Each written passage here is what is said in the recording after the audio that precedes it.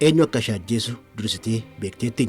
Eenyu akka ishee ajjeesu qofa osoo hin taane haala qindaa fi balaa fakkaatuun akka ajjeefamtus ni beekti ture.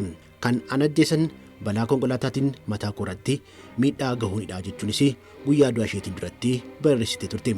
Giiftiin lubbuun ishee erga darbee booda kan argame seenaa ishee guyyaa kan irratti barreessitu yookiin diyaarii isheen abbaa manaa isheetiin mootii Chaarlis kaayyoo isaa tokko milkeeffachuuf jecha ishee dhabamsiisuu yaadee karoora ajjechaa akka isheef qopheesse kan ibsu ture.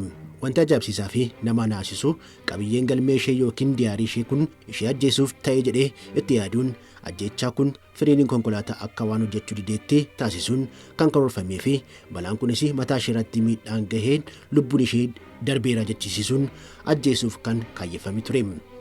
Boodarrattis nama waan uumamee ilaaleef yookiin dhaga'eef kun erga lubbuun ishee darbeen booda yaadannoon dhuunfaa ishee argame kun raajiidha moo ragaa qabatamaa irratti hundaa'een iyya naaf birmadhaati kan jechisiisu ture.